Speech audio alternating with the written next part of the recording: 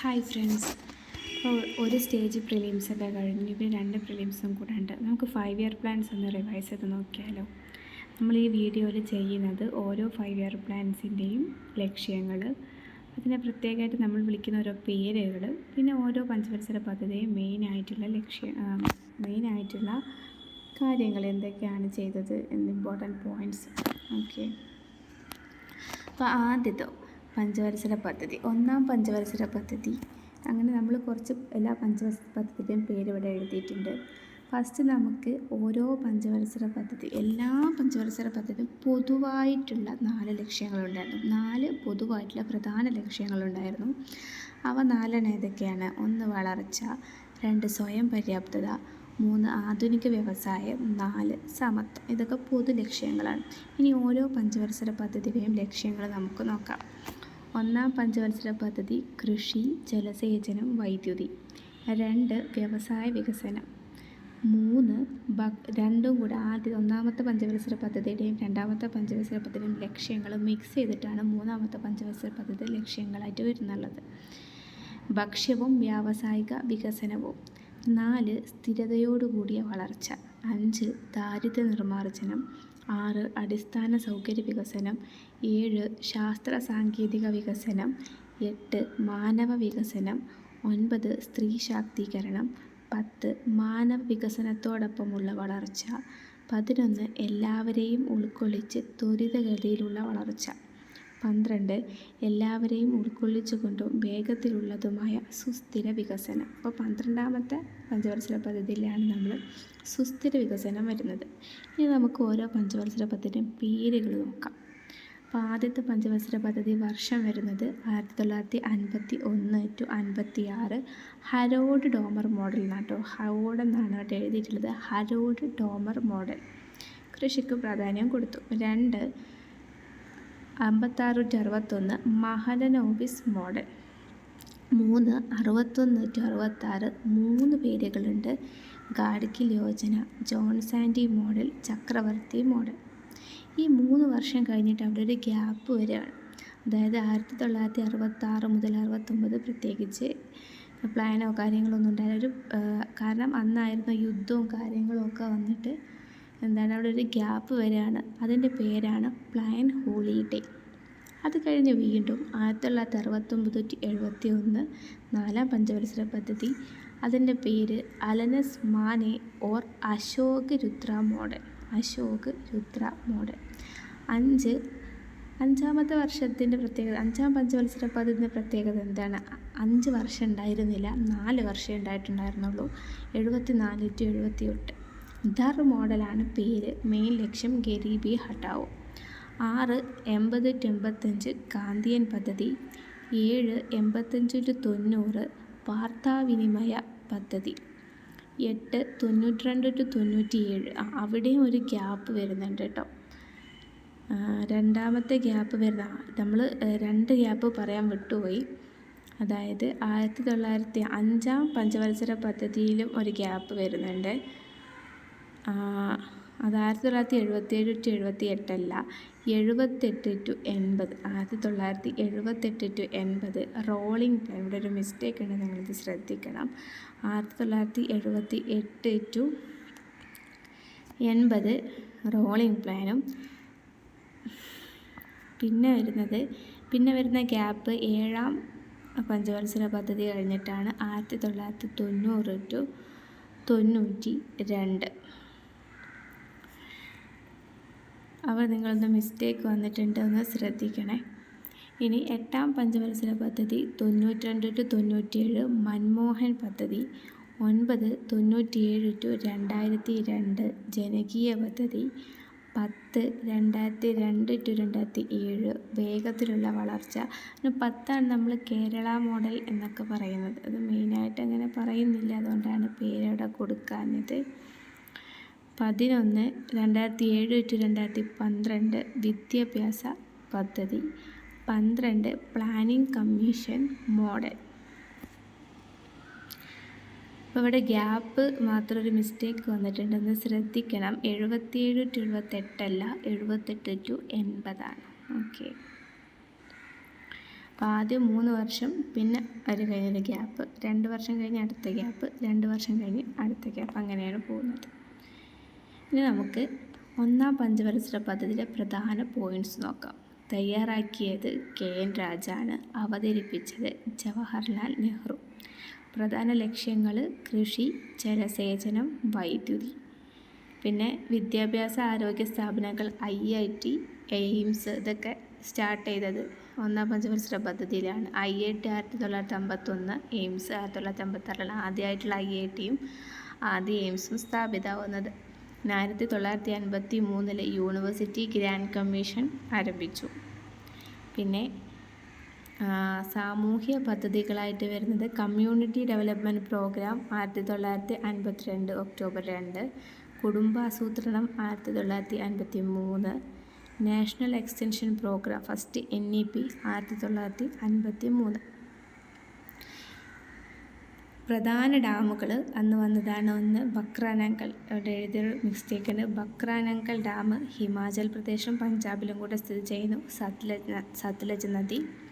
പിന്നെ ഹിരാകുഡ് ഡാം ഒഡീഷയിലാണ്, ലോകത്തിലെ ഏറ്റവും നീളം കൂടിയ മണ്ണ് ഡാം.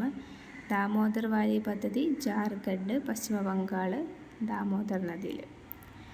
പിന്നെ തോട്ടപ്പള്ളി സ്പിൽവേ 1953 UGCക്ക് അംഗീകാരം ലഭിച്ചു. പിന്നെ ലക്ഷ്യമിട്ട വളർച്ചയും നേടിയ വളർച്ചയുണ്ട്. അപ്പോൾ ഒന്നാമത് പഞ്ചവത്സര പദ്ധതിയിൽ ലക്ഷ്യമിട്ട വളർച്ച 2.1, നേടിയ വളർച്ച 3.6.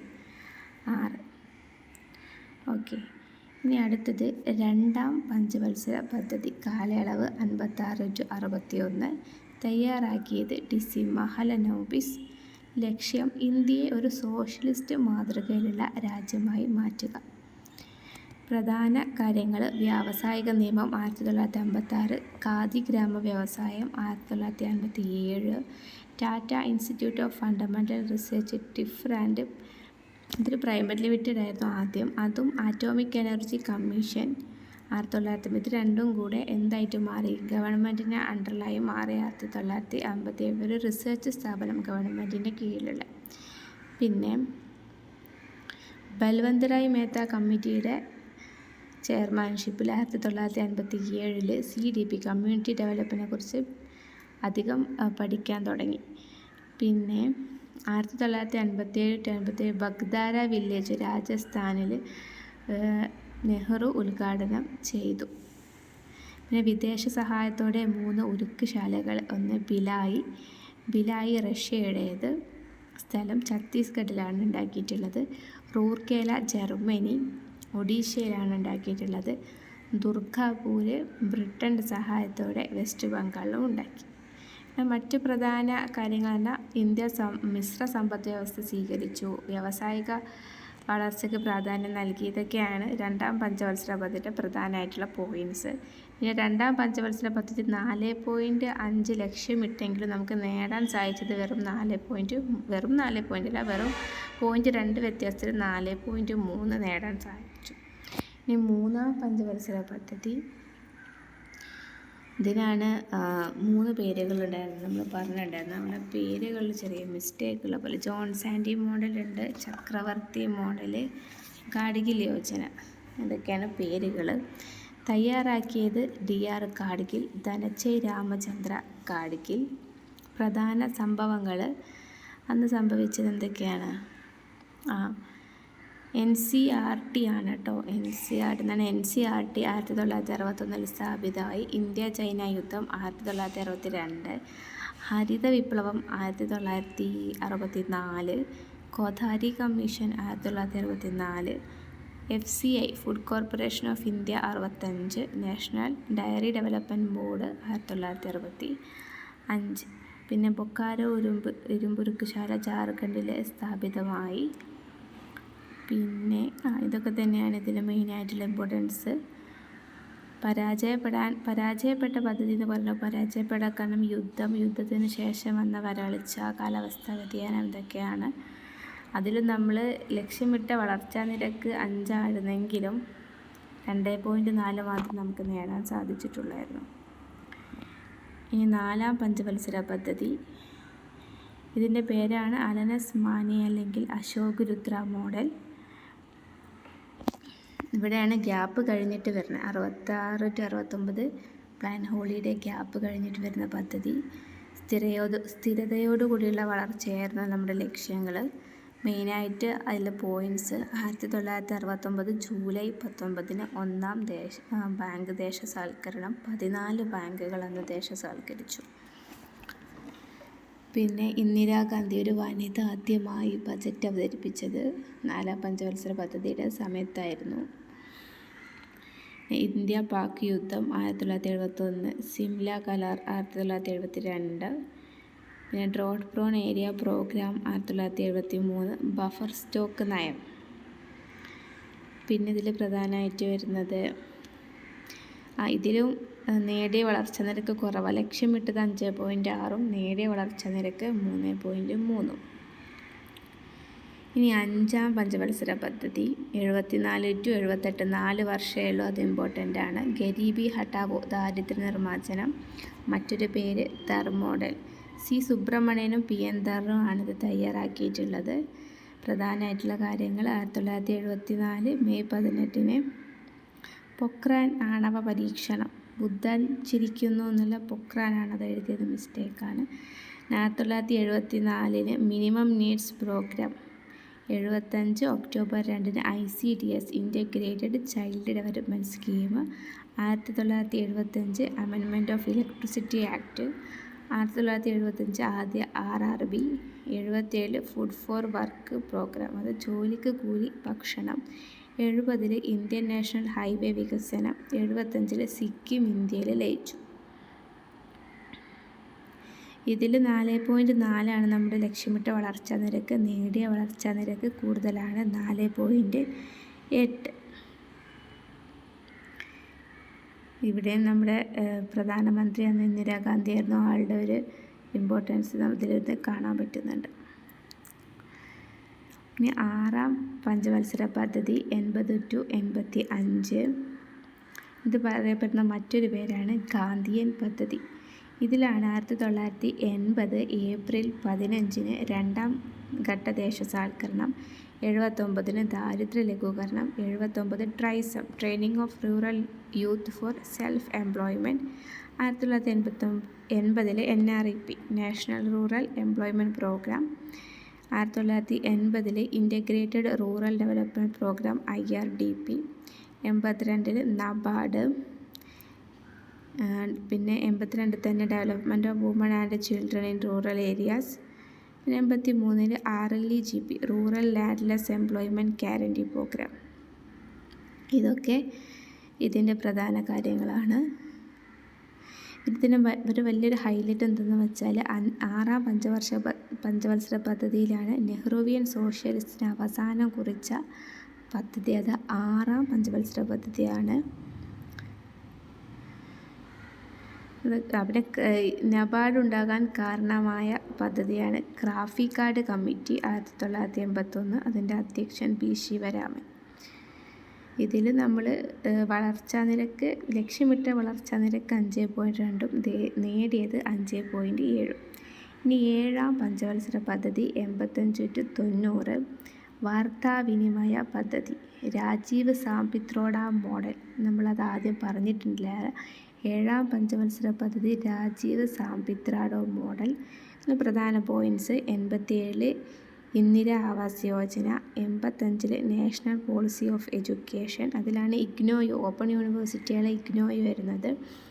86 national drinking water mission. 86 speed post.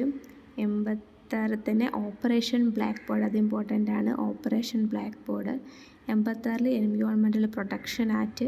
87 national literacy mission. 88 securities and exchange board of India സ്ഥാപിതമായി SEBI. 88 തന്നെ national housing bank. 89 Nehru Rozgar Yojana. Okay, ഇതിലും നമുക്ക് 5.2 നമ്മൾ ലക്ഷ്യമിട്ട വളർച്ചാ നിരക്ക്. നേടിയ വളർച്ചാ നിരക്ക് 6. അടുത്തത് 8ാം പഞ്ചവത്സര പദ്ധതി റാവു മൻമോഹർ മോഡൽ, എനിക്ക് മൻമോഹർ മോഡൽ എന്ന് പറയുന്നു. ലക്ഷ്യമിട്ട വളർച്ചാ നിരക്ക് 5.6, നേടിയ വളർച്ചാ നിരക്ക് 6.8, ഒരുപാടുണ്ട്. പ്രധാന പദ്ധതികൾ നാഷണൽ സ്റ്റോക്ക് എക്സ്ചേഞ്ച് NSE വന്നു 92. പിന്നെ മില്യൺ വെൽത്ത് സ്കീം 92 തന്നെ export and import policy reforms, DPP district primary education programme, അത് ഇമ്പോർട്ടൻ്റ് ആണ്. DPP ഇടയ്ക്ക് ചോദിക്കാറുണ്ട്. 1992. പിന്നെ എംപ്ലോയ്മെൻറ്റ് അസിസ്റ്റൻസ് സ്കീം 93. പിന്നെ രാഷ്ട്രീയ മഹിളാഘോഷ് 93. പിന്നെ പഞ്ചായത്തി രാജ് വരുന്നത് 8ാം പഞ്ചവത്സര പദ്ധതിയിലാണ്. പിന്നെ WTO 1995 വേൾഡ് ട്രേഡ് ഓർഗനൈസേഷൻ. പിന്നെ NCWS national scheduled caste and minorities finance and development corporation. അപ്പോൾ ഇതിൽ മാനവ വികസനമായിരുന്നു പ്രധാന ലക്ഷ്യം. കുറേ ഇമ്പോർട്ടൻറ്റ് പോയിൻറ്റ്സ് വരുന്നുണ്ട്. DPP, million wealth scheme, stock exchange, Panchayati Raj, ഇതൊക്കെ. ഇനി 9ാം പഞ്ചവത്സര പദ്ധതി 1997 to 2002 ജനകീയ പദ്ധതി എന്നറിയപ്പെടുന്നത് 9ാം പഞ്ചവത്സര പദ്ധതിയാണ്. സ്വാതന്ത്ര്യത്തിൻ്റെ 50ാം വാർഷികത്തെ പദ്ധതി. സാമൂഹ്യ നീതിക്കും തുല്യതക്കും ഒപ്പമുള്ള വളർച്ച, ജനകീയ പദ്ധതി, സ്ത്രീ ശാക്തീകരണം, ഗ്രാമവികസനത്തിൻ്റെ പ്രധാന ലക്ഷ്യങ്ങളാണ്. 1997 PPDF targeted public distribution system, 97 targeted public distribution system. പിന്നെ 97 ഗംഗാ കല്യാൺ യോജന, 98 ഓപ്പറേഷൻ ശക്തി, കുടുംബശ്രീ, അന്നപൂർണ യോജന 99 ആണ്. 2000 സ്വർണ്ണ ജയന്തി ഗ്രാമ സുരക്ഷാ യോജന, 2000 PM സഡക് യോജന, 2000 തന്നെ അന്ത്യോദയ അന്ന യോജന, 2001 SSC സർവശിക്ഷ അഭിയാൻ. അപ്പോൾ ഇതൊക്കെയാണ് 9ാം പഞ്ചവത്സര പദ്ധതി. 9ാം പഞ്ചവത്സര പദ്ധതിയുടെ നമ്മൾ ഇതിൽ ഞാൻ ഇത് കൊടുക്കാൻ മറന്നിട്ടുണ്ട്. ലക്ഷ്യമിട്ട വളർച്ച 6.5, നേടിയ വളർച്ച 5.4 ആണ്. ഓക്കെ. ഇനി 10ാമത് പഞ്ചവത്സര പദ്ധതി ലക്ഷ്യമിട്ട വളർച്ച 8.1, നേടിയ വളർച്ച 7.7. ഇതാണ് നമ്മൾ കേരള മോഡൽ എന്ന് പറയുന്നത്. 10ാം പഞ്ചവത്സര പദ്ധതി. എന്തുകൊണ്ട് കേരള മോഡൽ എന്ന് പറയുന്നു? കുറഞ്ഞ പ്രതിശീർഷ വരുമാനം, ഉയർന്ന മാനവ വികസന സൂചികയും, പിന്നെ മനുഷ്യ പുരോഗതിയോടൊപ്പമുള്ള വളർച്ച. കേരള മോഡൽ എന്ന് പറയാൻ കാരണം ആദ്യത്തെ 2 റീസണാണ്. കുറഞ്ഞ പ്രതിശീർഷ വരുമാനവും ഉയർന്ന മാനവ വികസന സൂചികയും. ഇതിലും 10ാം പഞ്ചവത്സരത്തിൽ സ്ത്രീ ശാക്തീകരണ മുൻഗണന കൊടുത്തിട്ടുണ്ടായിരുന്നു.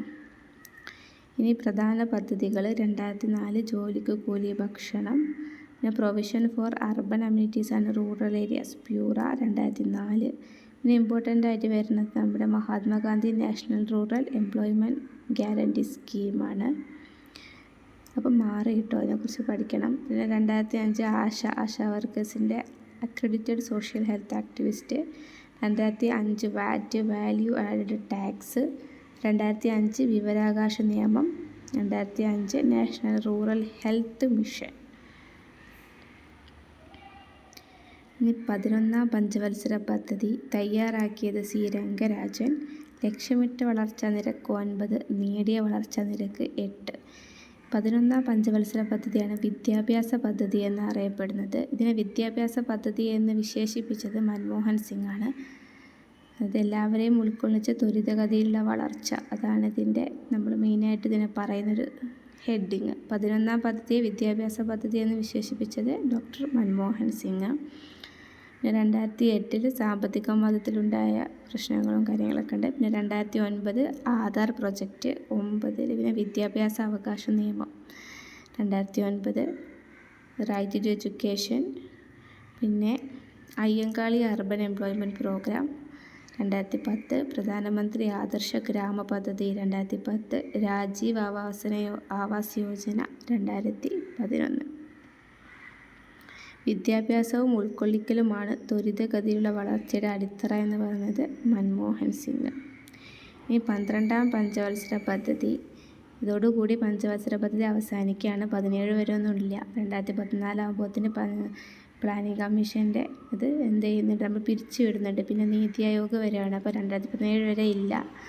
അപ്പം പ്ലാനിങ് അത് നമ്മൾ പൊതുവെ ആ ഒരു 5 ഇയർ ഗ്യാപ്പ് പറഞ്ഞതേ ഉള്ളൂ. അപ്പോൾ പ്ലാനിംഗ് കമ്മീഷൻ മോഡൽ എന്നാണ് ഇതിൻ്റെ പേര്. വേഗതയുള്ള, ഉൾക്കൊള്ളുന്നതും സുസ്ഥിരവുമായ വികസനം, സുസ്ഥിര വികസനത്തിന് ഇമ്പോർട്ടൻസ് കൊടുത്തിട്ടുള്ള പദ്ധതിയാണ്.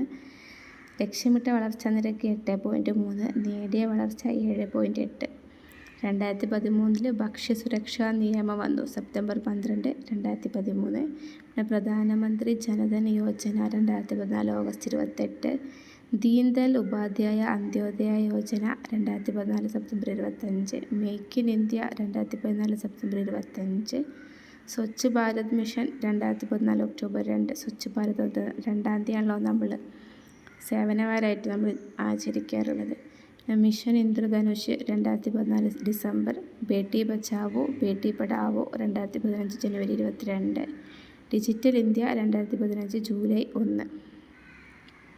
അപ്പോൾ ഇതൊക്കെയാണ് നമ്മൾ കുറച്ച് 2 മിസ്റ്റേക്ക് വന്നിട്ടുണ്ട്. തിരുത്തി ഞാൻ കമൻറ്റ് ബോക്സിലിടാം.